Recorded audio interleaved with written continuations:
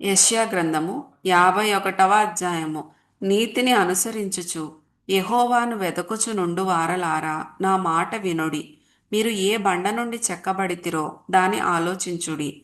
మీరు ఏ గుంట నుండి త్రవ్వబడితిరో దాని ఆలోచించుడి. మీ తండ్రి అయిన అబ్రాహాము సంగతి ఆలోచించుడి. మిమ్మును కనిన శారాను ఆలోచించుడి. అతడు ఒంటరి అయి ఉండగా నేను అతని పిలిచితిని. అతనిని ఆశీర్వదించి అతనిని పెక్కుమంది అగునట్లు చేసితిని. యెహోవా సియోనును ఆదరించుచున్నాడు. దాని పాడైన స్థలములన్నిటినీ ఆదరించి దాని అరణ్య స్థలములను ఏదెను వలె చేయుచున్నాడు. దాని ఎడారి భూములు యెహోవా తోటవలె నగునట్లు చేయుచున్నాడు. ఆనంద సంతోషములను కృతజ్ఞతాస్తుతియు సంగీత గానమును దానిలో వినబడును. నా ప్రజలారా, నా మాట ఆలకించుడి.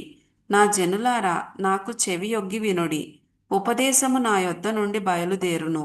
జనములకు వెలుగు కలుగునట్లుగా నా విధిని నియమింతును. నేను ఏర్పరచు నా నీతి సమీపముగా ఉన్నది. నేను కలుగజేయు రక్షణ బయలుదేరుచున్నది. నా బాహువులు జనములకు తీర్పు తీర్చును. ద్వీపవాసులు నా తట్టు చూచి నిరీక్షణ గలవారగుదురు. వారు నా బాహువును ఆశ్రయింతురు.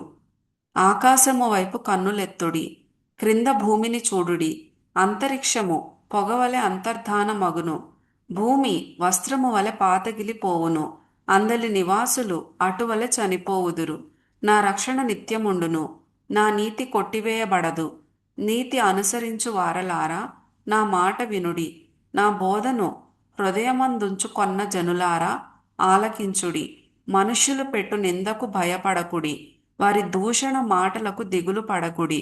వస్త్రమును కొరికివేయునట్లు చిమ్మట వారిని కొరికివేయును.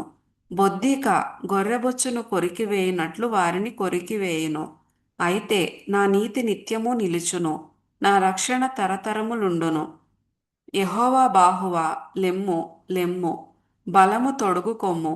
పూర్వకాలములలోను పురాతన తరములలోనూ లేచినట్లు లెమ్ము.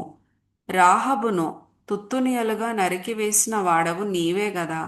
మకరమును పొడిచిన వాడవు నీవే గదా. అగాధ జలములు గల సముద్రమును ఇంకిపోజేసిన వాడవు నీవే గదా. విమోచింపబడిన వారు దాటిపోవునట్లు సముద్రాగాధ స్థలములను త్రోవగా చేసిన వాడవు నీవే గదా.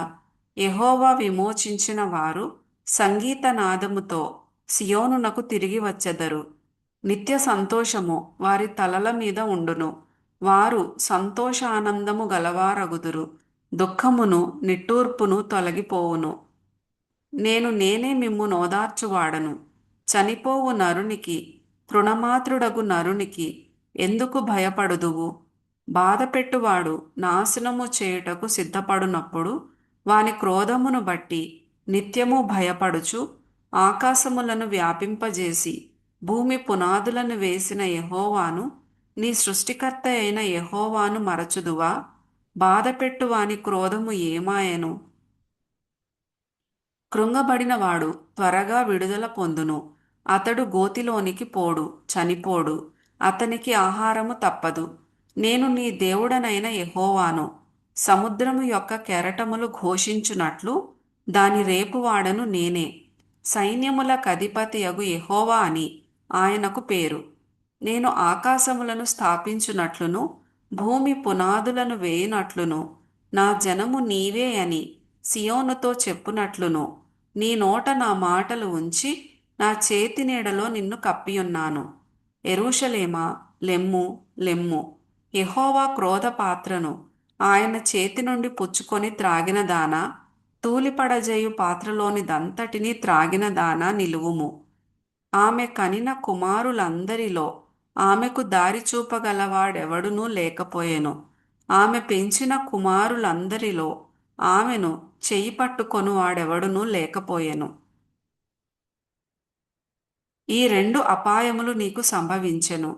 నిన్ను ఓదార్చగలవాడెక్కడ ఉన్నాడు?